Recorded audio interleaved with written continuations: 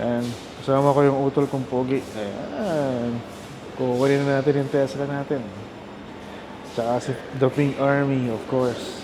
Ayan, kasama rin natin yan. Tignan muna natin itong Juniper. Ito yung bagong Model Y. Ganito. Grabe. Tuloy-tuloy yung ilaw. Wala pa kasi ito nung umorder tayo. Noong November, wala pa to eh. Parang ano to? Parang SUV type. Okay lang naman kung video-video pa. Okay. Thank you. Of course, yung pula, mas maganda. So, mas mahal. You will need to add like 160,000 pesos more para sa pintura na yan. Eh, yung sa atin, black yung kinuha natin. 60,000 lang in-add natin.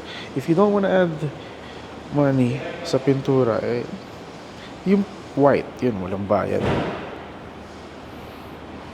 Pero angas, oh. Ganda ng mga units. Hindi ko lang alam kung sa akin yung nasa labas. Kasi for, ano na yata itong mga nasa labas, eh. For pick-up na yata, hindi ko lang alam kung yan yung sa akin. For Model Y kasi yung nasa unahan. Nag-iisa yung Model 3 na nandito. Black. I was expecting a darker shade of black. So baka gray yan. Baka hindi yun sa akin. I don't know. Pati malalaman kasi alas 11 pa eh. Alas 10 pa lang. Ito yung supercharger. Tapos ito yung wall charger na kasama na makukuha namin. Mas maliit. Mas mabagal. Pero okay lang yan. Ito kasi mahal ito eh.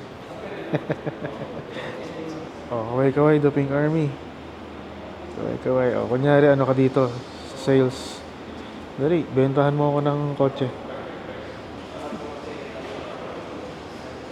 Konting minuto na lang. Excited na ako eh. Actually, di ako nakatulog na maayos sa sobrang excitement eh. Parang ano eh. Parang ipapanganak yung panganay eh. A few moments later. Ayan na, ito na yung sa atin. Solid black. Yan. Ayos pa, no? Okay lang. Your car na, wala. Ayan. But we will just get your document. Oh, sure. Leave ko na muna yung mga stuffs dun. Ito na. Ito na. Ito na. Ang ganda. Grabe.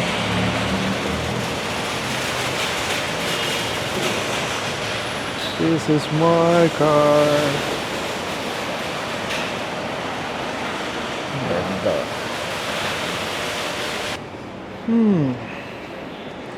Ganda, grabe. Let's go. Dual motor. What's meant to be could never be stopped. Sitting at the peak of the mountain, forever at the top. We hold our position, avoiding the Open natin. obstacles. Ooh, diba? So cool. And close naman natin. Nice. Walang kahirap-hirap.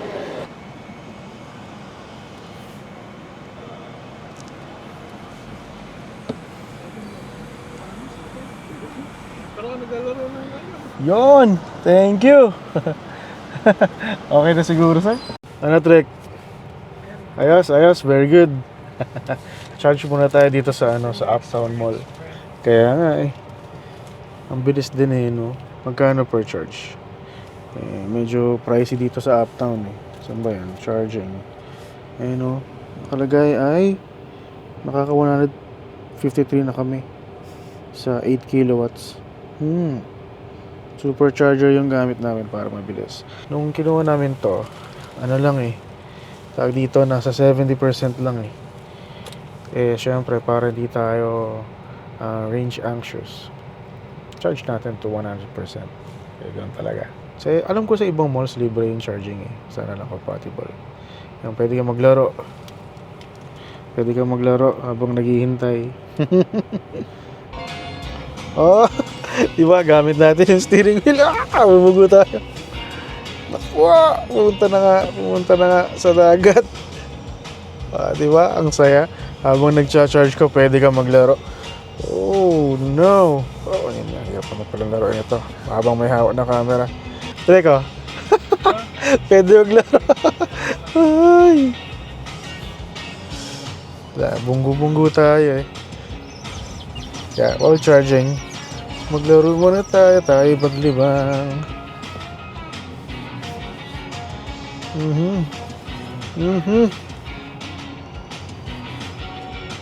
Meron palang boost yung itong R tsaka diba? Apaka-cool nito. Ayan na guys, nasa 90% na. Hindi ko lang kung paano kami sisingilin ng Tesla dito, sabi nila Tesla daw ang maniningil niyan through the app. Wala man ako naka-synchronize na credit card doon. Ayan, 91% na. Para ba? Parking lang daw babayaran dito sa mall eh. Tapos dito sa app na lang kami sisingilin. Ayan, so nandito na tayo sa Plaridel Walter Mart from BGC. Nag-full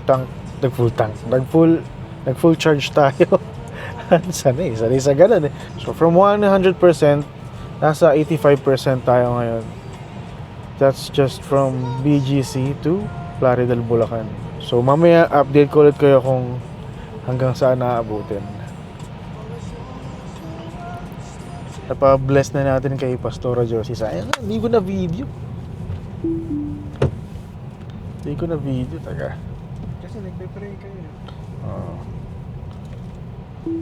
Ayan. Ina-activate na natin ngayon yung tawag dito, autopilot. Ayan. Hindi na ako aapak. Hindi na rin ako hawak ng manibela. Tingnan natin what happens. Sa tingin ko, hinahabol niya yung nasa harapan eh. It just stays on the lane. Tapos hindi masyadong malikot yung manibela. Kanina ina-activate ko tong autopilot pero napansin ko hindi siya nag-auto steer.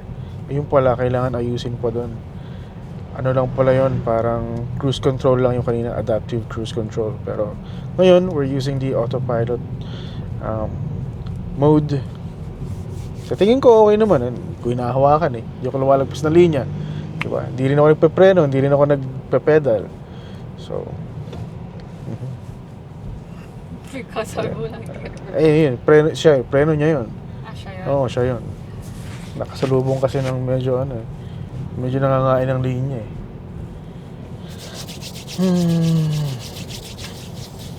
Pero syempre, kailangan pa rin natin maging extra careful. Hindi porket meron siyang autopilot eh. Ayan. Nagagalit kapag matagal kang hindi nakahawak sa steering wheel. So, kailangan mag-apply ka ng konting force just so the car knows na hindi ka nakatulog or what. Diba? Tsaka, attentive ka pa din. Hindi natin kung liliko. Kasi nasa tayo, patay dyan? Pakurbada. So, let's see kung liliko siya. Tsaka kung hihinto kapag may mga tao. So, let's see.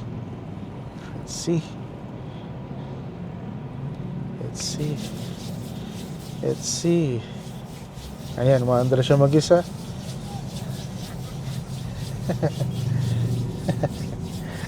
Andar nga siya mag-isa.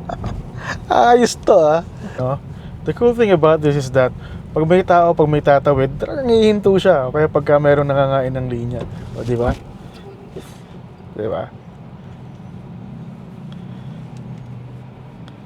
Sa andar na siya. Yan. Naka autopilot mode tayo. So bahala na siya kung anong tatakbuhin niya. Hindi ako nakatapak. Hindi na ako nakahawak sa manibela. Pero nakaabang ako. Diba? Kasi kailangan responsable tayo sa daan. So we're just testing yung kanyang autopilot feature. And I think it's working well. Diba Armin, no? Ayos. Diba total na. Ayos. Komportable naman siya. Ayan. Tumatakbo naman siya ng maayos. 40. Yeah. So ayan guys. Nasa San Rafael na tayo. And we are at 76%. Pwede na, 24% from BGC to San Rafael, Bulacan. Ayos. Sulit naman na sa tingin ko. Kasi traffic pa, di ba? Hindi... Dalawang balikan yung isang full charge. Ewan ko lang kung kapag 50% kukunat na yung battery, right? What I'm trying to say is that baka mas umagal na yung pagbabawas ng charge kapag nasa 50%. Ewan ko kung ganun siya. Try natin. Soon.